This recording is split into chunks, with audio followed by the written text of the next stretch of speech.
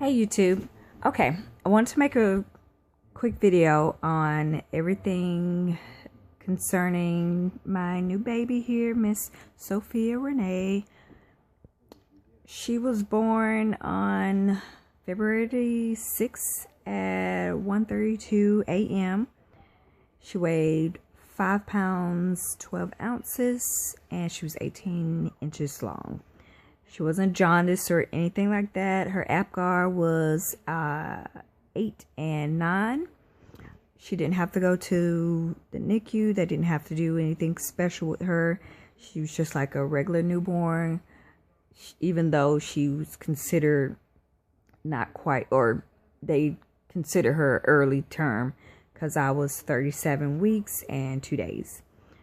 Because they induced me. They thought that she was running out of room to grow, and they said that it would be far better to go ahead and deliver her than to try to let me go to the 39 weeks that they originally planned to let me go to.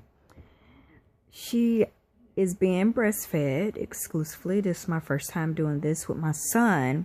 I did breastfeed, but since he was in the hospital for 10 days, in the NICU for 10 days, I did mostly pump at home, and I tried to take milk up to the hospital for him to be fed from a bottle.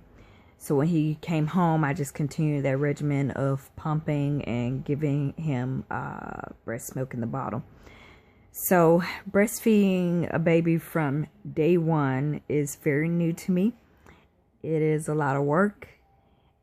It's a little stressful, but I am determined to continue doing this for at least 6 months with her. I'm pumping about 3 ounces. I can get about 3 ounces from each breast in the morning time. Then as the day goes on, if I decide to pump again, I could probably get about 2.5 ounces from the breast that she hasn't been feeding from the most.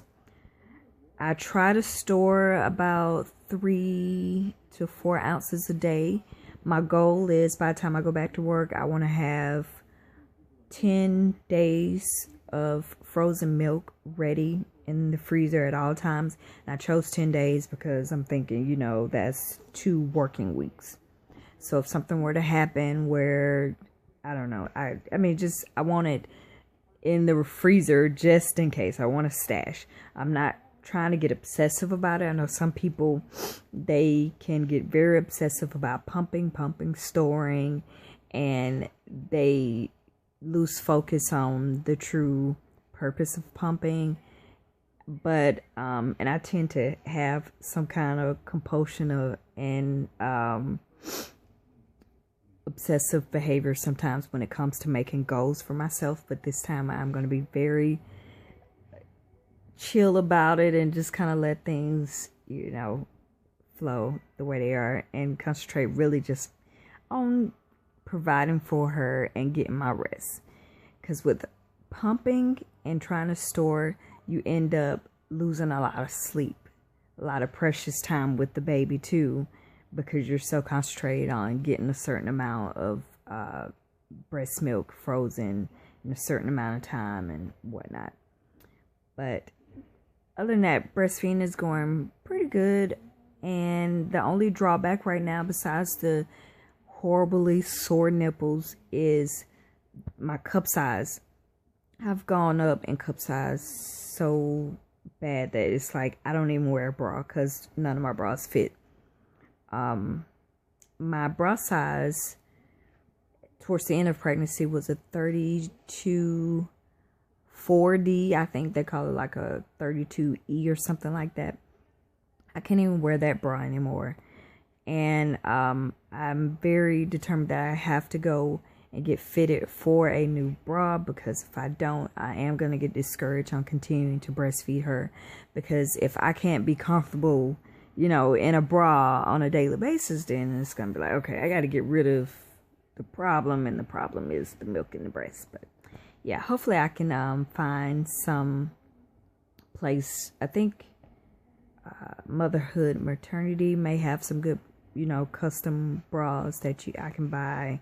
And then there's this little shop near my house called Color Me Pink that specializes in bras for breastfeeding mothers and people with breast cancer and things like that. So I might check them out.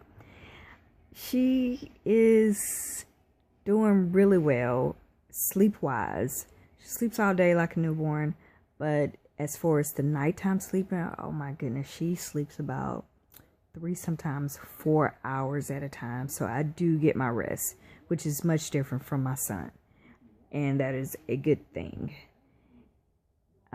As far as me, I feel okay. I don't feel sleep deprived. I'm a little bored because I've been stuck in the house for, I've been in this house for 7 days straight. And I went out one time to take her to her first appointment. And then I'll go out tomorrow for her second appointment, which is the 2-week checkup. And I won't go out again until it's, I guess, time for another appointment. I plan to just stay in the house like they did back in the old days, where you just kind of lay in the bed all day and recover. I need to do that for at least the first month.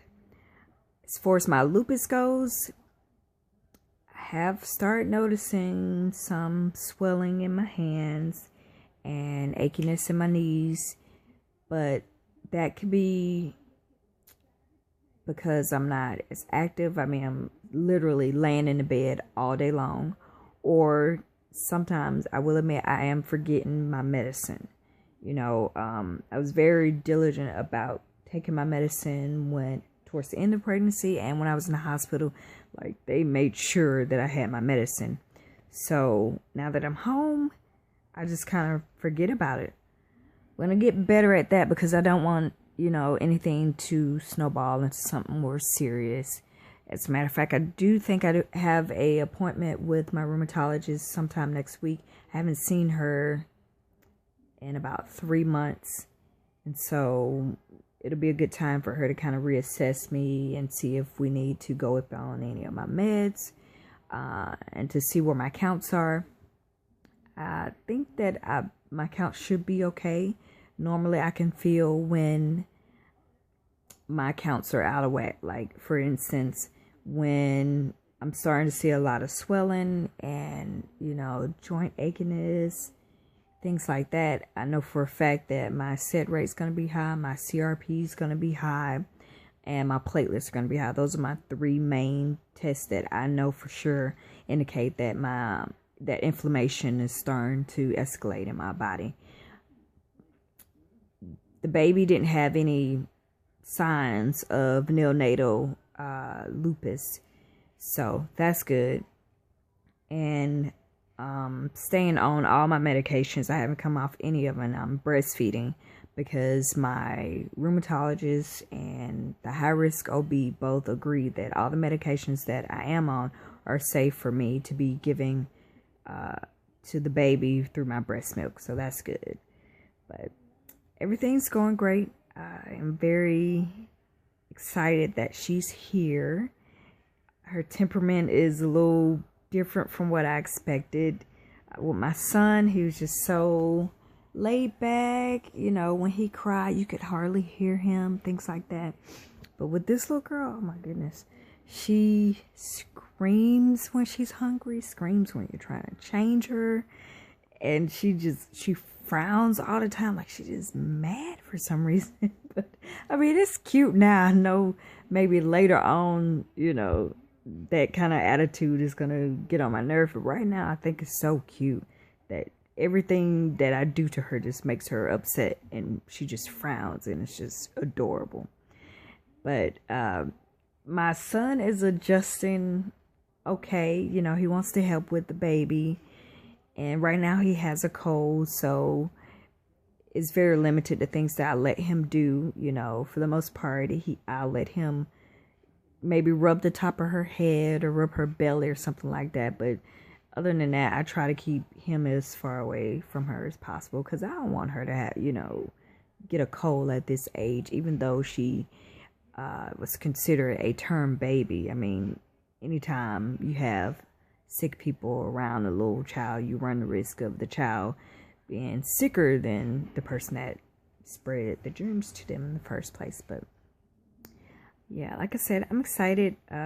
Weight loss and stuff, I'm not even thinking about that right now, because I know that will come eventually, because as soon as I got out of the hospital, I think I was already down maybe 15 pounds. So I don't have much to go, and I know that breastfeeding is going to help out in that area. And hopefully by the time I go back to work, I'll only have maybe like 10 pounds to lose, and then I can concentrate on getting back to my original weight that I started with. But yeah, I just wanted to come on and update you guys, and I'll show you a picture of her really quickly. Sleeping as always. Yeah, she's such a cutie. Anyway, I will update again in a couple of weeks to let you guys know where we are in our journey. And thanks for watching.